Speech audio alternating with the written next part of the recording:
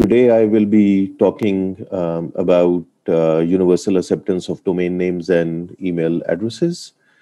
Um, and this is basically work which is being undertaken by the community at Internet Corporation, ICANN, um, some of that work. And the basic motivation for for this work is that all domain names and email addresses should work in all software applications. It's a reasonable expectation, but I will show you that there are some gaps which exist, and how obviously we all need to contribute to address those gaps. And obviously, the motivation for that is that accepting all domain names and email addresses, above all, provides consumers more choice and better access to end users. So when we are talking about domain names um, and email addresses, what from a universal acceptance perspective, we categorize these uh, into subgroups. Basically, within domain names, we can actually have, many of you may be familiar that we have now um, new top level domains or suffixes like .sky, which are now different from the more traditional .com and .org kind of GTLDs or two-letter ASCII CCTLDs. We also have longer top-level domains um, like .berlin, and it is now also possible to have domain names in any of the different scripts which are used globally. So, for example, I give here an example of a domain name in Greek. Similarly, for email addresses, we can now have email addresses in different I guess, forms. We can have ASCII local part or mailbox name at an IDN or internationalized domain name in any script.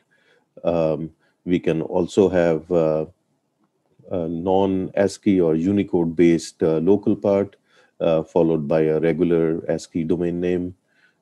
We can actually have both left hand side local part of an email address and the right hand side or the domain name part of an email address in a local language. For example, we can have a complete address in Chinese or Arabic or Cyrillic or any of the different scripts. And finally, there within a completely internationalized domain name, there may be some special considerations for right to left scripts. So those are some of the categories of domain names and email addresses which are available today. And the idea is that all the applications, including mail servers we run, should be able to handle all these different kinds of domain names and email addresses. When we say they should be able to handle them, we mean that they should be able to accept these email addresses, validate them properly, process them, store them, and display them. So that is eventually the goal. What we did was over last few years, we've actually gone and tried to measure how well the domain names, for example, are received or email addresses are received by different software. So this is a study which has been carried out over last few years. And what we did in this particular study was we used different kind of email addresses, which are listed at the bottom here, and we went to top 1000 or 1000 websites globally, um, and went to their contact us page and tried to input these email addresses to see whether these websites can accept internationalized email addresses as a possible email contact for somebody. And what we found out over last few years, as you can see, is that for ideally this should be 100%. So if you have an email address which um, ends with a .com or .org, um, what you would see is 100% acceptance rate.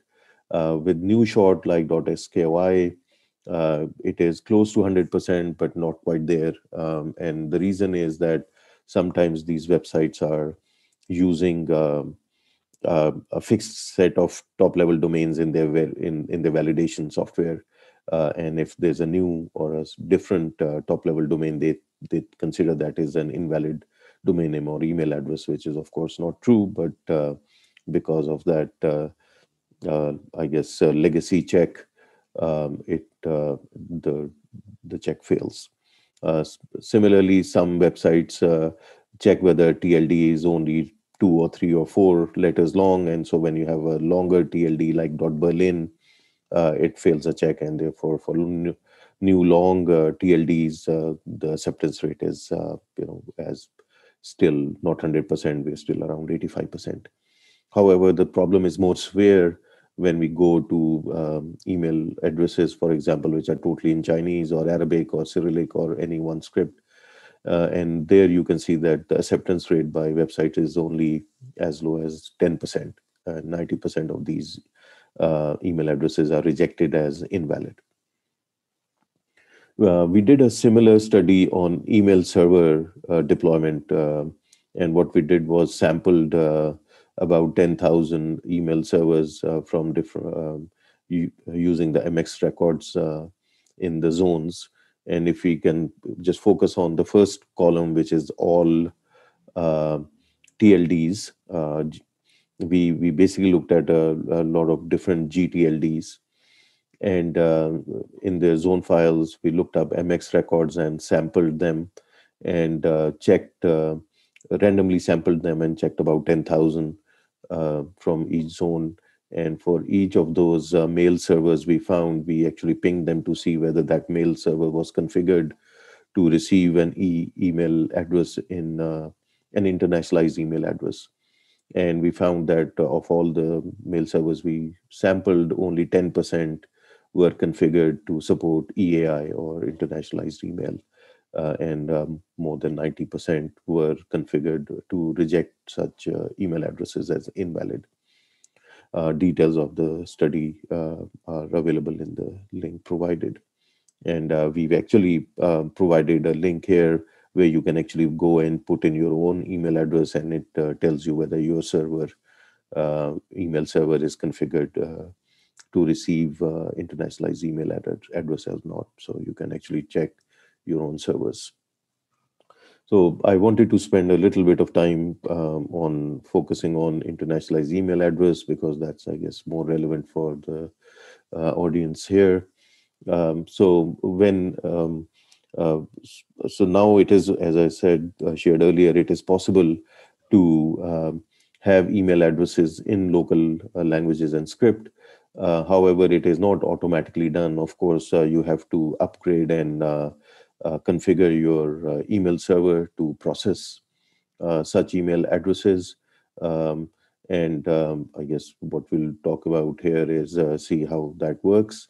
One of the, when we're talking about email addresses, internationalized email addresses, they get represented, the local part or mailbox name gets represented in Unicode form in UTF-8, and then the domain name part obviously gets configured as either a U label or a label standard as defined for um, the domain names.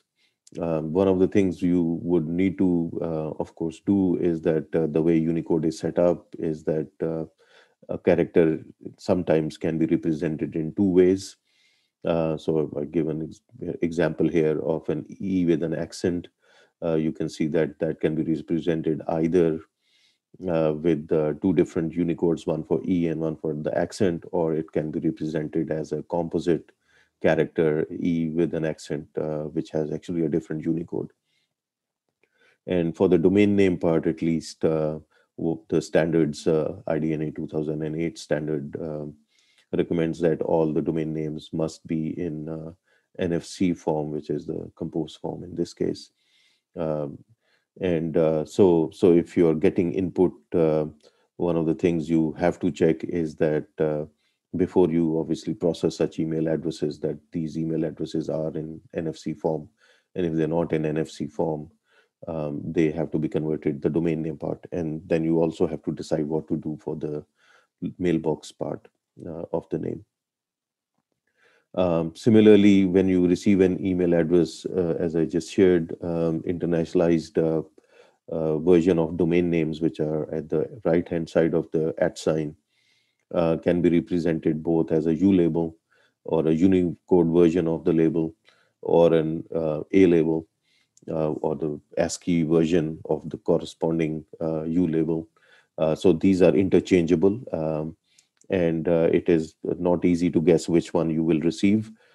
You can receive the same email address either in A label form or a U label form, and therefore internally when you receive it, they should get mapped onto the same mailbox. However, that mapping may not be explicit in the tool, so some of that mapping you may need to handle yourself. Um, the I've also shared an example here of how non-ASCII string in Latin gets converted into A label format. So on the left is the U label form, the example with A with a um, I guess a hat diacritic on it. Um, and on the right, that gets converted into an ASCII form, which is a prefix by xn dash dash to indicate that it is actually a label form of a domain name label. So that kind of conversion and that kind of mapping between U label and A label also needs to be managed within email servers when you're processing email addresses. Um, when you're using these tools, you want to make sure that they are compliant to the latest IDN standards.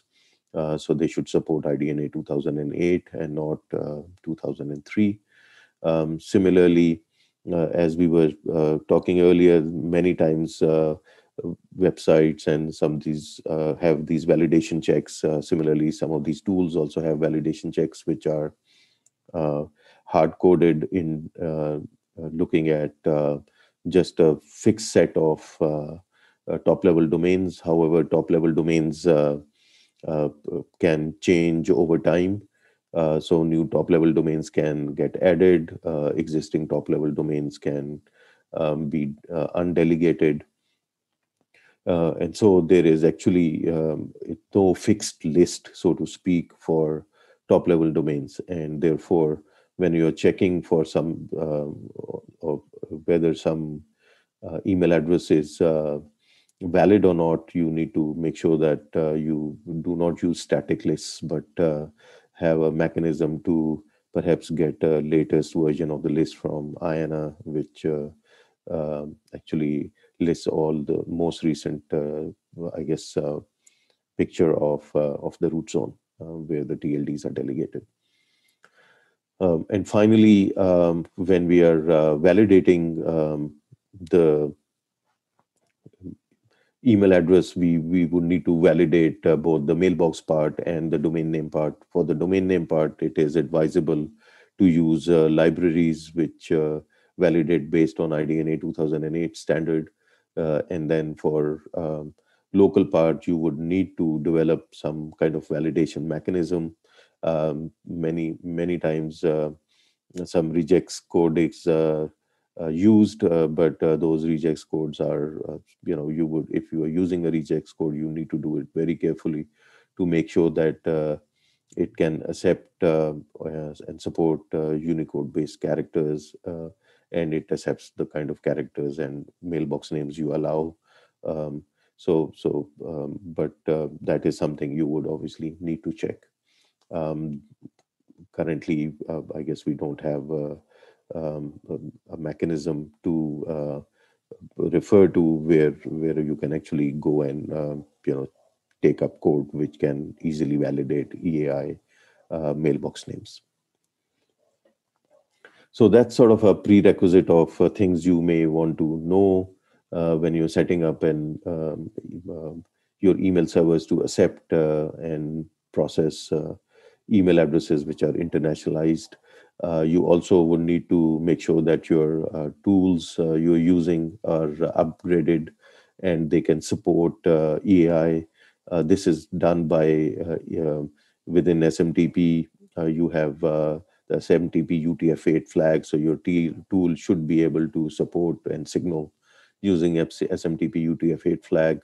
And that is true for, of course, not just your mail server, but all the other mail servers through which an email is obviously passing through for it to be delivered from end to end. And then for POP and IMAP as well, you should be using tools which are now upgraded to um, allow for flag signaling and accepting EAI or internationalized email addresses.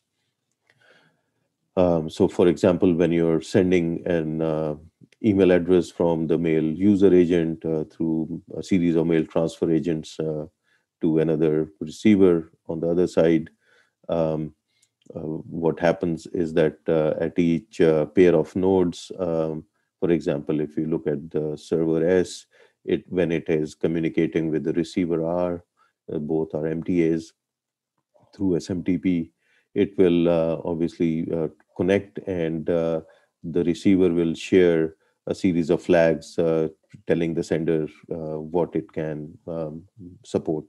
And one of the flags which the uh, MTA receiver should send back is this SMTP UTF-8 flag, which signals the sender that it is R is ready to the receiver is ready to receive internationalized email addresses. And based on that flag, then the sender can send an email address, which is, for example, in this case, in Chinese, and tag it with SMTP UTF-8 flag, signaling the receiver that it's actually the email address which is sending is actually internationalized and it should be interpreted as such. So that kind of transaction is possible if both MTA at sender server side and the receiver side both support SMTP UTF-8 or internationalized email. Uh, and of course, then you would also need to make sure that the rest of the message may also contain internationalized email addresses in the data part, and those are appropriately supported as well. So basically, to send and receive an email with an internationalized email address, all email parties involved, which means all the start initiating and intermediate as well as the final um, servers and clients are all EAI ready. And even if there is a single server which does not support EAI, the message will not be delivered from end to end. And what happens is if we encounter a server which is not compliant with the EAI, then the response basically is sent back that EAI is not supported, and the email address actually bounces, and email is not received. In addition, a few more considerations to look at is that in ASCII, for example, if you write Peter in uppercase and Peter in lowercase, it gets automatically mapped. But when you're talking about in many tools, but when you're doing uppercase, lowercase, for example, in Cyrillic script or Latin, but ASCII, non-ASCII Latin IDNs or Unicode, that case folding is not automatic, and that's something you may want to build in or explicitly check. Similarly, um, even if the SPF and DKIM records are enabled properly, spam filters may not um, allow internationalized email addresses through because they may not be configured properly. So you may want to check your spam filters as well as obviously your services and tools. So we've actually currently doing a survey of many of the email tools which are available and used and we're close to publishing a detailed test report on how many of these support different levels of internationalized email addresses. There's a host of test cases we're running on each of these tools, and this is a very short summary of some of the testing which was done in July timeframe this year, which shows that not all tools are currently in supporting EAI, but there are many which are, and then there are many more which are now upgrading to start to support internationalized email addresses. Of course, we would like you to also, in case you are managing systems for email for an organization, we would request you to look at your own systems and see if they can be upgraded and configured so that they can receive and send internationalized emails. Everybody, all of us, have to play our part to make this work globally. And then, of course, if you're interested, you can become more active. Please let us know in case you want to get more involved in this process. Finally, we actually have some very detailed training material which is available online at the wiki page in case you want to see how to configure your systems to be EI ready. We also have some overview and detailed documents on EI and universal acceptance in general in case you are interested to find out. If you want to get involved with the work the community is doing on addressing EAI and universal acceptance more generally, we actually have community-based working groups which are addressing this. So please let us know if you want to get involved. You can email us at uaprogram@ican.org or info@usg.tech. And that's all. Thank you very much. The first, well, it's not, well, it is a question. So the problem here is that even the Czech domain.cz doesn't support all Czech characters because the domain administrator, the CZNIC company, defends IDN. They actually make like a survey every 2 years asking the community if the IDN should be deployed in this DLD, and the community there is support like 30% at most. So it's less than half. So by according to this, they don't even allow accented Czech characters in the Czech national domain name.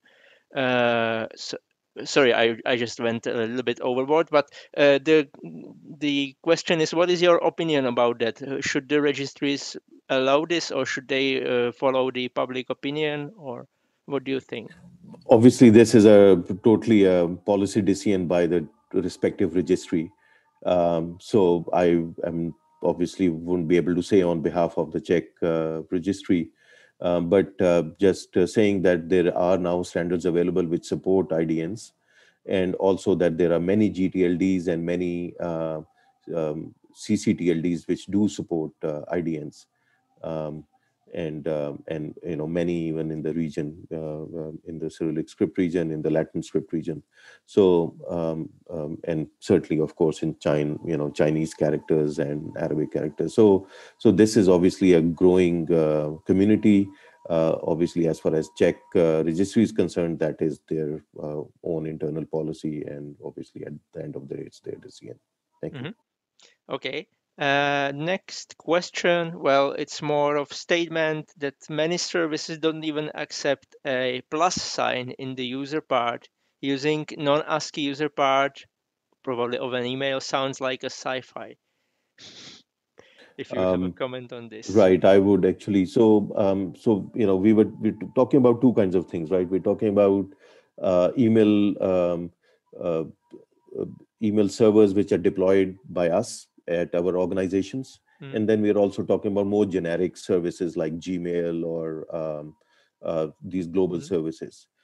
Just to let you know that Microsoft recently announced support for EAI. Gmail actually has been supporting EAI for I think more than 1 year, almost 2 years.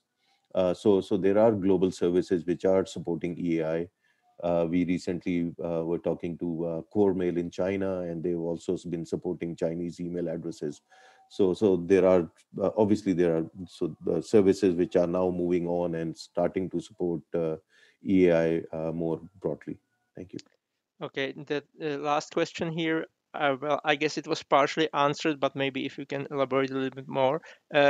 Somebody's asking, do I have to have a for fallback ASCII only email address, or is there any backward compatibility? Right. So I think the way at least EI is designed as a standard, you do not require a fallback email address. Mhm. Um, but as you can see, currently our challenge, and one of the reasons I guess we're also presenting here, is that all of us actually need to contribute to make this possible. And we can only make this possible if we at least make our own email servers EI compatible. And currently, there is obviously low support, meaning, as I shared some numbers, we're looking at around 10% support globally. So the answer to that is that in that context, if you're supporting email addresses and if you want a fallback option, that is something that is a decision which you would obviously need to make. However, the standards are basically the internationalized email standards allow you to just have a internationalized email address without a fallback option. Thank you.